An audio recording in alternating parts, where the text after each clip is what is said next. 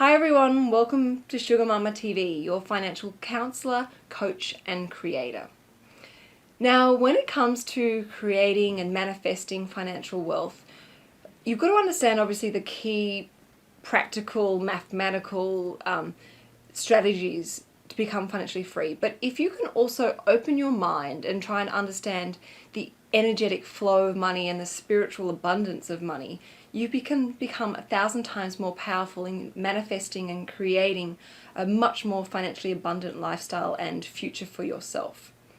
So this video is going to be a little bit longer because I'm going to really try and take my time in explaining the principles behind this and change your way that you think about money and the way that you look at money so that you can just become at ease with money and it can flow to you a lot more easily. So let's get started with the first step straight away. 1. Positive headspace. To be able to attract money, you need to have an open and positive headspace. Money is just energy. It's nothing to be feared of. The more money you have, the more energy you have. And therefore, the more things you can attract and choose to bring into your life or not. There's no limit as to how much energy you can have. Therefore, there's no limit as to how much money you can have. Money is infinite. If you have more money than someone else, it doesn't mean you've taken money away from them. Money is infinite and there's plenty of money to go around and there's plenty of money to attract. You are your own block in attracting more money. So to try and start feeling a bit more positive about money and feel a bit more, rich, one clever trick that I recommend, and I heard about it from another spiritual teacher, is to always keep a $100 note in your wallet. So that every time you go to buy something, you see that $100 note. And it makes you feel warm and fuzzy, it makes you feel wealthy, it makes you feel like you've got cash, you've got money. And it just reminds you that feeling of abundance and peace. It's kind of like a money magnet. You don't actually ever spend that $100, you just always keep it there. And it's just enough to remind you that you have everything that you need and you are perfectly capable of attracting more. So get a $100 note out from the bank, pop it in your wallet, don't ever spend it, but make sure you see it every time you open your wallet to make you feel good, make you feel abundant, and make you feel positive with your growing relationship with money. 2. Respect your flow. Okay, so when we buy something, it's just simply an exchange of energy and values. So say, for example, I go shopping to go and buy a new pair of shoes. And to buy those shoes, I hand over a fistful of hard-earned cash. And in return, I get a pair of new shoes that make me feel tall, strong, and sexy. So that exchange happens because I'm happy with handing over that money because I feel like I'm getting really good value in buying these shoes. And I'm going to really appreciate wearing these shoes. So what happens is when we buy something we're buying it because it's just on sale, we're buying it because our friend told us it looked good, or we're buying it just because we're in a bad mood and feel like just shopping. We're not sending the universe a very nice message. And we all know, if you follow anything like The Secret or any of the sort of spiritual teachings that we're shown and preached to today, the universe gives us more of what we say thank you for. The universe gives us more of what we show gratitude towards. So if you're not acting in a grateful or respectful manner, the universe won't send you any more financial abundance. This is particularly important when you think about using credit cards. Because when you use a credit card, you're actually borrowing somebody else's energy to pay for that good.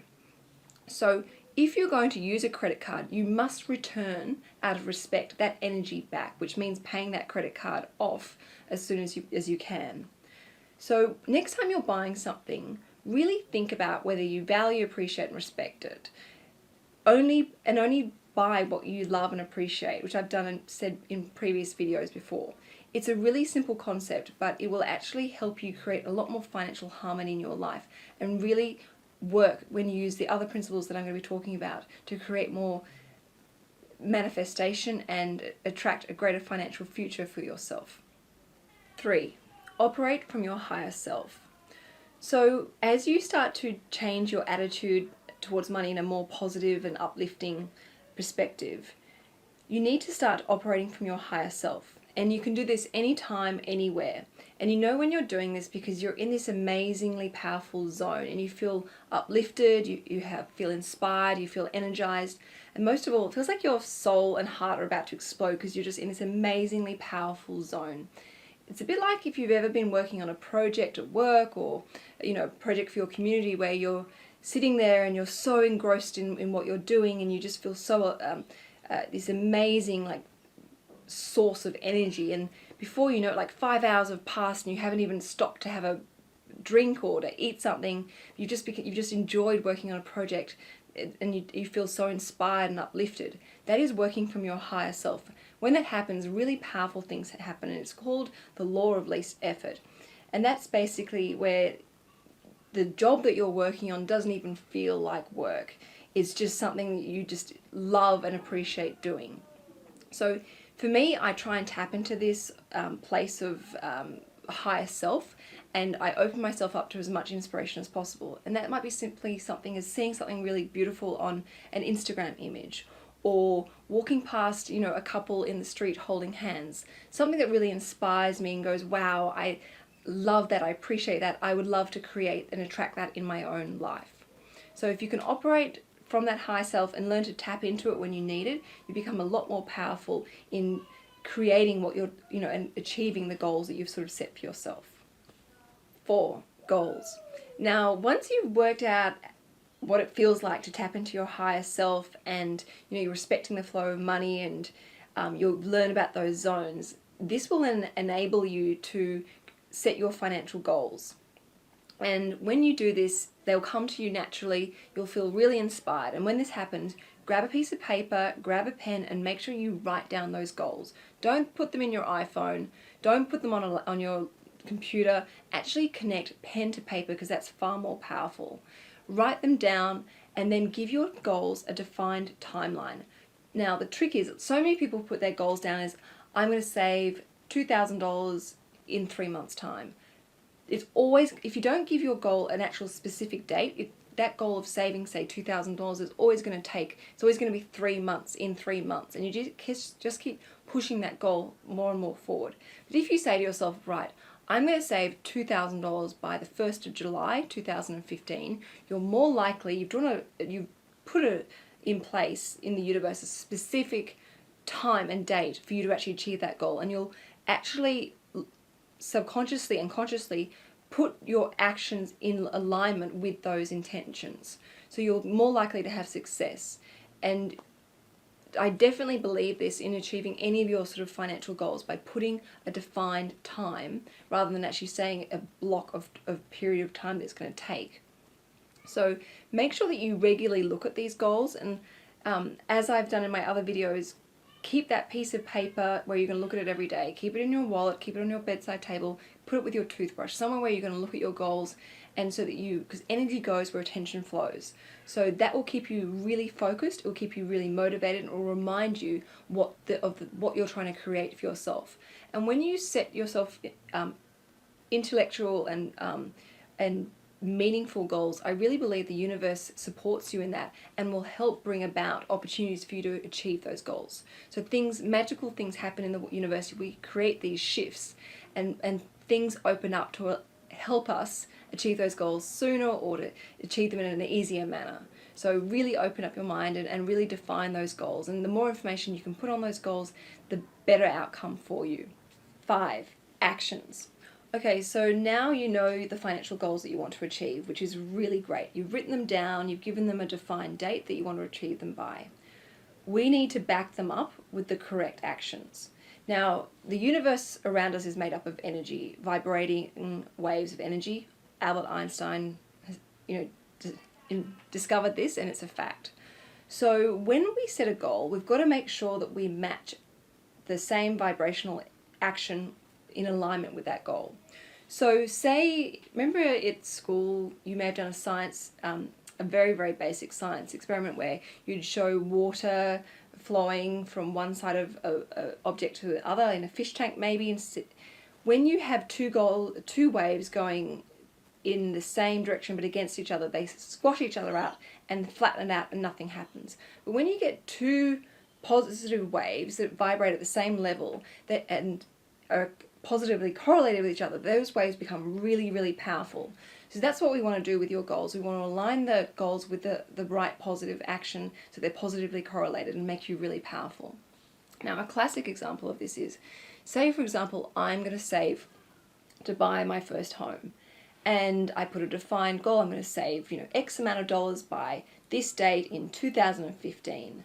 But then I take my actions and even my feelings, and I feel really frustrated and disappointed and annoyed and angry that I'm just not able to buy a place for whatever reason. And so I go and wander around my local shopping centre feeling depressed and angry. That is the wrong vibrational energy. That is just going to, of course, you're not going to achieve your goals if you have that kind of attitude and action behind your goals. What you need to be doing is making sure they're positively aligned. So, for example, I should not go to the shopping mall and deplete my energy through distractions and also get depressed and angry. I need to be doing things that are related to the goal of buying my first home. So I should be researching. I should be looking online, getting an idea of how much I can spend, how much I can borrow, what neighborhoods, what might suit me. Maybe even speaking to a few real estate agents to get an idea of what value. Looking online, maybe even inspecting a few properties, getting really excited and motivated and focused and with lots of direction so that I'm more likely to achieve this goal. And that will then also help you stay in a really positive attitude and have a really exciting, headspace and feeling of excitement, which will keep you focused and keep you motivated. So thinking about keeping your thoughts, feelings, and actions all positive related, all working with each other and helping you achieve your goal. I guarantee if you apply this, you will achieve your goal sooner, it will be easier, and you'll find it as more of a magical experience. It's exciting. And I'm talking about this in relation to money, but you can apply this to everything. You can apply this to eating healthily. For example, say you want to lose some weight. If you apply it by thinking positively about losing weight, about how fit you're going to feel, how healthy you're going to feel strutting around in a swimsuit next summer, and you'll feel motivated and more inclined to go for healthy, fresh food rather than chocolate and burgers and hot chips. So you can apply these principles, in all sorts of facets of your life. So definitely think about it. Thoughts, feelings, actions have got to be positively correlated to each other. 6, acknowledge and appreciate. The universe is amazingly powerful. It works in weird and wonderful ways, which sometimes can be so incredibly beautiful. So we all know that we get more, the universe sends us more when we say thank you and actually appreciate it. So, for example, say you've got a goal of paying off your student debts and you're walking down the street and you see a $1 coin. Stop, pick up that $1 coin and say thank you. You can take that $1 coin and put it on your student debts and at least it's actually going down. But stop and say thank you. I know it's only $1 and you're probably thinking, oh, who cares, it's a $1 coin.